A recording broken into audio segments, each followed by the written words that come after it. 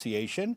We're working to make sure these 2024 debates are the most accessible in Arizona history. This means this conversation, and dozens more between now and November, will air on a long list of local TV stations, radio stations, and digital platforms, including support from local newspapers. It's a shared effort among hundreds of local media brands across Arizona. Transparency is critical here. That's why these debates have been designed with input from a broad group of journalists in Arizona representing urban and rural communities. Thank you to voters across Arizona who have submitted questions for this debate. We reviewed all of them to make sure every voice is heard. However, no candidates have been given advanced access to any of the questions. With that, let's introduce our Republican candidate, Kathleen Winn. Welcome, and thank you for being here. You have 2 minutes for an opening statement. Thank you. I'm prepared to honor hardworking Arizona voters by being exactly who they elect me to be, a conservative Republican. I am a fierce defender of American values, conservative priorities, and the fundamental liberties that our founding fathers felt were so important. I won't sell out for optics, and I won't participate in political theater. The establishment needs to end its reign in Congress. I am one of you. I am a wife, a mother, a grandmother, successful businesswoman, an advocate for children. I want to serve the people of Southern Arizona in CD6, not the elite. The stakes are high, and the ideologies between me and my opponent are great. We need representatives who will stand strong and make hard choices. Shut down the government until the border is secure. Reduce spending and the facilitation of illegal immigration that is out of control. I'm Kathleen Winn, running against Juan Ciscomani because we need to return to conservative values for God and for country, as our founding fathers intended. Kathleen Winn, this is your second run for Congress in this Southern Arizona district. In the primary last time, you got about 19% of the vote, while your opponent, Juan Ciscomani, got about 47%. Now that he's served a term, why do you think the voters should change their minds and support you this time? Juan Ciscomani ran last time as a conservative Republican, but his voting record has him be a bipartisan moderate, which he proudly has been touting. He is not representing as a conservative Republican and votes more with the Democrats than he does with the Republicans. Also, last time there were 5 people in the race, and if you add up the 3 conservatives, if we were one person, we would have beat Juan Ciscomani. I firmly believe that this district is a conservative district, that the Biden policies have failed so miserably that people want to restore order, make our district safe, but make the state safe and make the country safe. Juan Ciscomani has not had the political will to shut down the border, to stop spending, and he put other countries, Ukraine, ahead of securing the border. I think as he's been voting, I've heard more and more from people in the district who are unsatisfied with the work that he's doing. And so I think it's time for us to have an opportunity to fight back and to do the things that really matter to the people that live in this district. Can you point to a specific bit of legislation where you would have voted differently from Congressman Ciscomani? Yes. So there's many different things. One of the things that Congressman Ciscomani did was he did not restore jobs and benefits for pilots who refused the COVID vaccine. I would have voted for that. It's one thing to say I'm going to secure the border, but it's another thing to take actions in a correlate with that. Recently, the omnibus bill that was just recently passed, Congress has a slight majority, the Republicans do. Before they gave 1 nickel to Ukraine, they could have put something in to secure the border. I would have made sure that before we spent any more foreign dollars, that I would have done that. Last week, former President Trump was convicted of 34 felonies in a New York courtroom. What was your reaction to that? I watched the trial. I believe that this is a political persecution. I don't believe they changed so many rules so that they could prosecute him. I believe that he will appeal it. I believe it'll be overturned. I think this is an attack, an electioneering, and it is one party attacking the lead person who's actually winning in the polls. And I think the American people see that based on the amount of money President Trump has received and based on the outpouring of support for him. You know, what was your reaction to President Biden's announcement this week that he would limit the number of people who were able to claim asylum when they cross the border into the United States? I think it's President Biden's comments this week are a little too late. I think we have 10 million people in our country and we don't know who they are. We have over 165 countries. We are still funding the illegal immigration that's pouring into Arizona. And because of what Texas has done, Arizona is now the tip of the spear. We have more crime and more people coming in every day. And how do we trust people when we don't even know who's in our country? So I would say that his words are cheap. The federal government has been giving aid to Pima County in order to support Casas Alitas, which is a program that helps the asylum seekers who have crossed the border and been released from Border Patrol custody to move on to their next destination. Do you support the federal funding for the Casa Alitas program? I do not support the federal funding at this time for any of the programs that are receiving money. What we are doing is we are incentivizing people to come from all over the world. We are giving them benefits for breaking our laws, and we are using our resources and depleting our resources in our country to support illegal immigration. We don't know who's here. We don't know from where they've come. We don't know if they're really even asylum seekers, and their court dates are 10 years out. This is a travesty that's happening, and I think it is intentional and willful, and it should be stopped. There are roughly 580,000 people who are brought to the United States as children who are in the DACA program. Should these folks be given a path to citizenship or some kind of permanent legal status, or should they be deported to their country of origin? There are over 120,000 missing illegal immigrant children right now. I wish that we really cared about the children that are coming to our country. I think it is, again, a mistake to think that we are doing anything good by these children. Children are being raped, children are being mutilated, children are being drugged, and then we say that we care about these children. What we need to do is secure our border and make sure that we know who's coming in our country, identify who's here now, and I believe that we should deport people.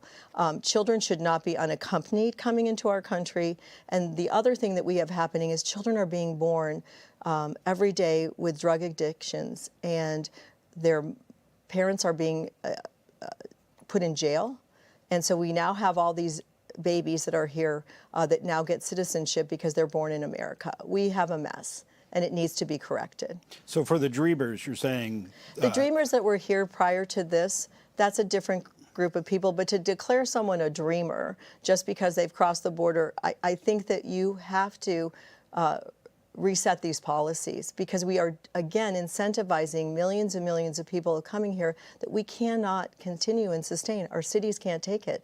We don't have the resources. Why is the federal government subsidizing these people? Why are they allowing to come into our communities? They're murdering our citizens. They're replacing our citizens. Over 200 people a day are dying from fentanyl poisoning. At what point do we say this is a terrorist act and it needs to stop? So the folks in the DACA program, though, the ones who have now registered with the government, the Dreamers, your thought of their, how should we resolve their status? I'm not against the Dreamers. That, you know, there's been Dreamers here in this country for a very long time. They've gotten many benefits. There's programs. The question becomes, when did we open the floodgates to come into this country, and how do we take care of them? And are they really asylum seekers? I don't think we know who's here. I want to help everybody that we can possibly help, but we don't have the resources, and at some point we cannot be the place where everyone in the world comes to solve their problems. I want to help everybody. I spent 4 years on a governing board, and we helped many DACA students. I'm proud of that work. You want to build good quality people, but I'm not so confident that it's prisons and thugs that are coming into our country and not innocent children. What about the wall? Do you think the United States should build a wall along the entirety of the U.S.-Mexico border? I think that we can have many walls. In terms of a physical barrier, I think they help deter people coming across. But we have drones, we have electronics. There's places that we can't build the wall. The Tohono O'odham Nation in our own state creates a funneling effect because they own that land, I believe, on both sides of the border. So we can be smart, but we have to do a better job of protecting our border. We do not have operational control of our border right now. The Sinaloa cartel has operational control, and without a border, you really don't have a country. So whatever we need to do to reclaim that land and to shut down the criminal enterprises that are operating in our state and killing our citizens, we need to do that. That is the highest priority that this Congress should have right now. I want to shift away from immigration to abortion, and let me ask you, would you support a national ban on abortion? If so, at what stage of pregnancy? As we know, the United States Supreme Court remanded this back to the states when Roe v. Wade was overturned. I believe that the states should be making this decision. We already had this federal ban, or we already had this in the federal courts, and I trust that the U.S. Supreme Court is the best place to resolve this. You know, what they did to remand it back to the states, that each individual state has state rights. The federal government, I do not want involved in our medical decisions and our medical choices. Today, Republicans in the Senate blocked a bill that would have prevented states from passing laws limiting access to contraception. Do you think that should be a federal law to allow, to require states to allow access to contraception? I don't. Again, I think the states need to determine what they want to do. I don't like the idea of federal funds being used to facilitate abortion or federal funds being used to facilitate birth control. There are many other ways that people can get access to that, and every time you involve the federal government, you create a bigger government, you create bloat. Our government is out of control, and we don't even understand where most of the money that we're spending is going. So to add another layer to federal government over this issue, I think is a big mistake. Let's talk about some of the federal entitlement programs. So what strategies would you pursue to preserve Social Security for future generations? Social Security is a big problem. I am now eligible for Social Security. I'm not taking it yet. I believe that Social Security is in serious need of an overhaul. That does not mean we want to end it, but in 11 years, we will not have enough money to fund the people that will be eligible for it. So there's some hard choices that are going to have to be made. Be very clear, I do not want to end Social Security, but we have to find a way to continue to fund it. In 11 years, we will have to reduce the amount that people receive to 83% unless we do something now. And Congress has a way of kicking the can down the road, and so that's why we have to address this issue now. But I support Social Security for the hardworking Americans that have paid into it their whole lives. So what do we need to do in order to preserve the program? I think we need to make sure that we're not giving Social Security to people that are dead, that aren't entitled to it, that are not part of the system, and that we also have to, the cost of living and everything else, there's a lot of adjustments. There's a lot of abuse in Social Security, so again, it's an accountability. There's a lot of work that Congress needs to do to examine where things are going and what's happening. Social Security is something that if you have been working your whole life, and I did, you were promised this. I don't think we can break our promises to the American people, but we're going to have to make sure that our funding source and that how it's being set up is sustainable. Should we reduce benefits for people, younger people in their 20s or 30s? That could be on the table to reduce benefits, but I don't think that that's the immediate solution that we go to. I really believe that we need to make sure that people are working, that they're paying their taxes, that they're paying their Social Security benefits, and that we have accountability. I want to make sure that if you work hard and you reach a certain age, you get the entitlement that you are promised. Should we move to allowing people to deposit a portion of their Social Security into the stock market or other investments? I think when you start to pick winners and losers in government, I'm really against government subsidies. I think that it creates a lot of problems and it creates a lot of corruption. We've seen it with the COVID shots. We saw it when we picked out certain pharmaceutical companies. I believe that that is not a good way to go. What about Medicare? Same question. How do we preserve that for future generations? That seems to be in more financial trouble than Social Security. There's a lot of Medicare abuses. There's Medicare fraud. I worked at the Attorney General's office. We had a whole division for Medicare frauds and Medicaid fraud. I think, again, what people, I'm eligible for Medicare. I'm on Medicare right now. But the quality of doctors and what is happening in the medical system, Obamacare was a disaster. And Donald Trump put some corrections in that made a big difference, but still not enough. There was still more work to be done. And I believe Medicare, we need to have some kind of system to support people, especially as they age. But right now, you have lack of accountability, you have money being spent, you have money going to people that really shouldn't be receiving it, and we keep expanding those programs. And we have over 10 million illegal immigrants in this country, and there's abuses in every program that we have. And the government has to start to make some hard decisions about who really gets things and who doesn't. We are not Santa Claus to the world. What about eliminating traditional Medicare and allowing private insurance companies to take care of the elderly? I think the only way you can allow private insurance companies to take care of the elderly is if you do it on a proposal basis, and it would have to have strict oversight. I don't think you just allow the insurance. I think part of the reason we're here is that insurance companies kind of abused the system and pushed for Obamacare, and it was a big payout to insurance companies. Yeah, you mentioned some criticism with Obamacare, and the Republican Study Committee has proposed doing away with the Affordable Care Act in its entirety. I wonder, one of the elements of that is the fact that insurance companies are required to offer plans to people with pre-existing conditions. Would you support doing away with those protections for people with pre-existing conditions? No, I think if people have pre-existing conditions and they've gone through the steps that they need to do, we need to protect people that have those. You can't start to kill off people that have certain medical conditions. I think we have to be humane, and we have to do everything we can to preserve people's lives. At the end of the day, the insurance industry should not be making extreme profits at the expense of Americans' health and their welfare. And what do you think about the exchanges that were created through Obamacare to allow people to purchase insurance without having an employer provide it for them?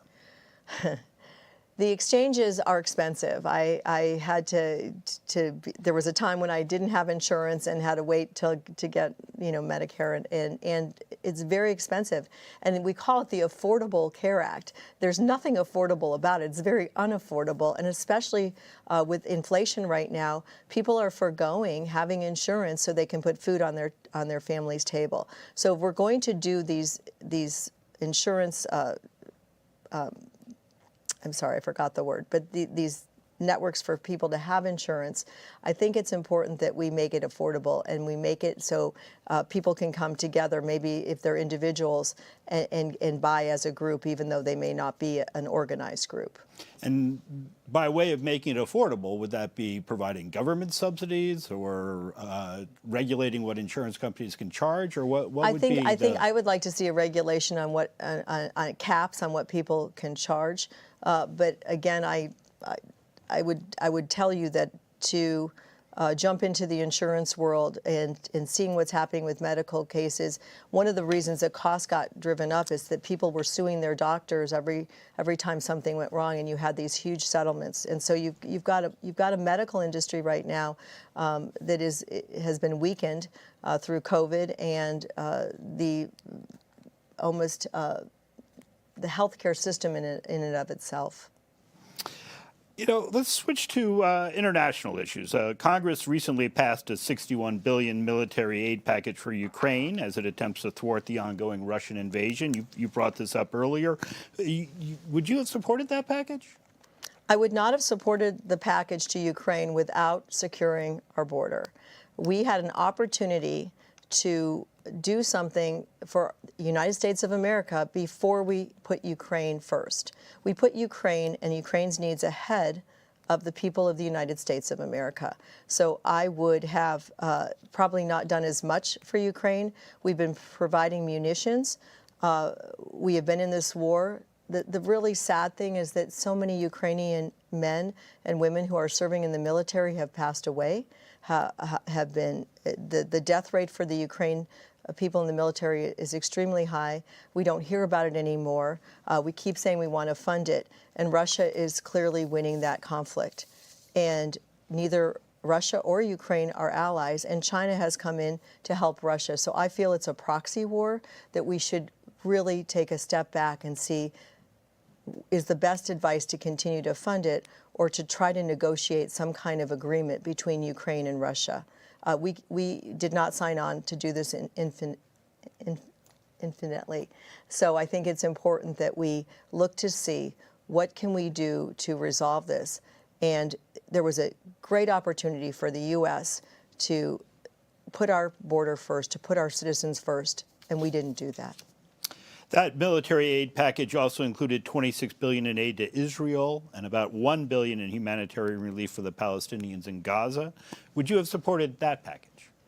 I believe that Israel is an ally, and that Israel has been one of our longest-standing allies, and that what happened on October 7 was an act of war by Hamas. And Hamas, after they did that, then when Israel fought back to preserve and save their country, then they said, oh, they wanted it to stop. When you annihilate innocent people, women and children, and people that had no idea what it was coming, there was no declaration of war, but by that very action, they did. And I think that we as Americans needed to stand with Israel. They've been a longtime ally. They support us. And I thought that that aid, and they've told us that they don't even ask for our aid. We are standing with them. The Palestinians who are voted for Hamas to be this government entity are now paying the price for those choices. And it is sad, the whole situation. Any time when your conflicts have to be solved by warfare, it is not the right, it's not good for the humanity and for the people of those countries. We've got about a minute left. Let me ask you, do you believe that the Earth is experiencing climate change, and do you agree with the Biden administration's efforts to counter it through green energy strategy? It's getting hot in Arizona right now, and I believe that we have climates that change. I believe that we have different things. To throw money into trying to regulate it or have special programs, I am not a supporter of that. I believe that we have so much government waste. If a particular area, there's a lot of tornadoes in Chicago where I grew up, there's many different weather patterns and things that happen. We've got computers, I think we can solve a lot of problems without investing billions of dollars into climate change. One more question, because we have a little bit of time, about half a minute remaining. Actually, I think we're to closing statements. So if you would, you have 1 minute for a closing statement here. Thank you. I'm running for Congress because we need intelligent leadership in Congress. This is a critical time in our history. I don't think anyone, if you had asked 4 years ago, would the borders be wide open? Would we have 10 million people in our country that we didn't know were going to be here, and that we would be funding wars all over the world, that we would have said that that was a good idea? We need serious-minded people who are not politically driven, but want to serve the people. I believe that I am best suited for this job at this time, and that's why I'm running for Congress in CD6. I would ask you to go to Win for Arizona, WINN for Arizona, and check out our page, and also to let you know that Arizona needs a win. I'm Kathleen Winn, running for Congress in Arizona CD6, and I respectfully ask for your vote. Thank you. We do have time for one more brief question. Okay. Do you believe President Biden won Arizona in 2020? I believe that that the election in 2020 had some serious flaws. We had people that voted twice in both New Mexico and Arizona and the Navajo Nation. We had other things that were not normal. That being said, I did an analysis, and Mark Kelly got the most votes out of everyone, 80,000 more than his Democrat delegation, and 50,000 more than Joe Biden. And if you believe that happened, then Joe Biden won. All right. Well, that is all the time we have for our one-on-one conversation with Kathleen Winn. Thank you for joining us today. She is the Republican candidate for Arizona's Congressional 6. As a reminder, the Arizona primary election is on July 30, and early voting starts on July 3rd. All registered voters can participate in the primary, including independents. There are a lot of offices up for election this year, so we'll keep hosting debates through the summer and fall. Head to arizonamedia.org to see a list of every local media partner, plus upcoming debates and where you can find them on TV, radio, and digital platforms. You can also see the full debate schedule, learn more about clean elections, and submit questions for future debates by heading to azcleanelections.gov. On behalf of our partners at Clean Elections, the Arizona Media Association, Reister, and Bitfire Studios, thanks for watching.